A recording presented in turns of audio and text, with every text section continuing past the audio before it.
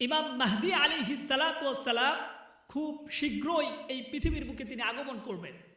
কারণ পৃথিবীতে যখন জুলুম, অত্যাচার, অন্যায় এটা বেড়ে যাবে, তখনই ইমাম মাহদী আলাইহিস সালাতু ওয়াস সালামের আগমনটা একেবারে সন্নিকটে চলে আসবে।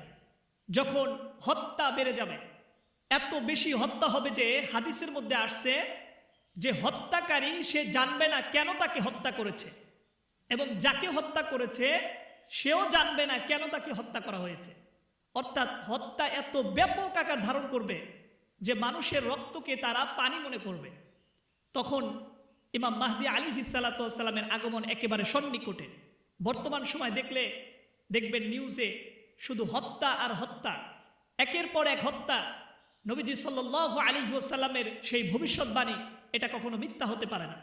হত্যার সংখ্যা যখন বেড়ে যাবে আর হত্যার কোনো বিচার করা হবে না, ধর্ষণ এটাও যখন বেড়ে যাবে, জুলুম অত্যাচার যখন বেড়ে যাবে আর এই জুলুম অত্যাচারের কোনো বিচার করা হবে না, তখন কিয়ামতের অপেক্ষা করো, তখন ইমাম মাহদী আলাইহিস সালাতু ওয়াস সালামের আগমনের অপেক্ষা করো। ইমাম মাহদী আলাইহিস সালাতু ওয়াস সালামের আগমনের পূর্বে হাদিসের মধ্যে আসছে বড় বড় 3টা ভূমিকম্প হবে। একটা ভূমিকম্প হবে সৌদি আরবে।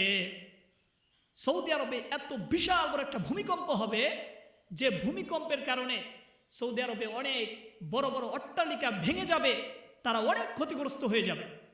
এরপর পৃথিবীর পূর্ব প্রান্তে একটি বিশাল বড় একটা ভূমিকম্প হবে, এরপর পশ্চিম প্রান্তে একটি বিশাল বড় ভূমিকম্প হবে।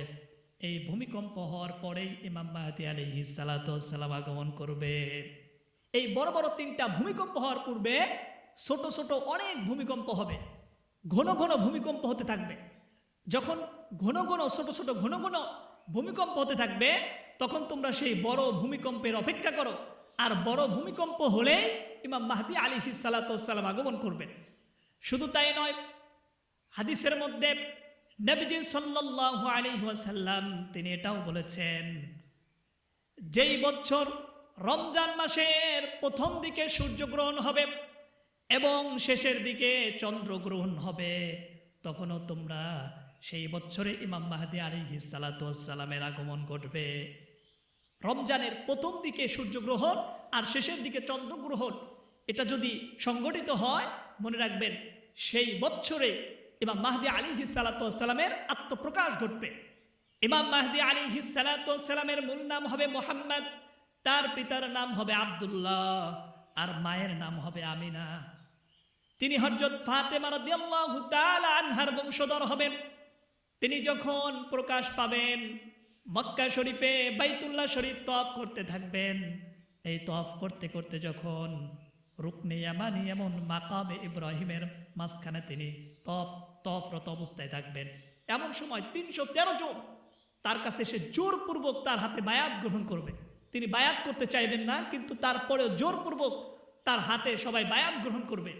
সঙ্গে সঙ্গে সিরিয়া থেকে বিশাল বড় একটা সৈন্যবাহিনী ইমাম মাহদী আলাইহিস সালাতু ওয়াস সালামকে শেষ করে দেওয়ার জন্য এই সৈন্যবাহিনীরা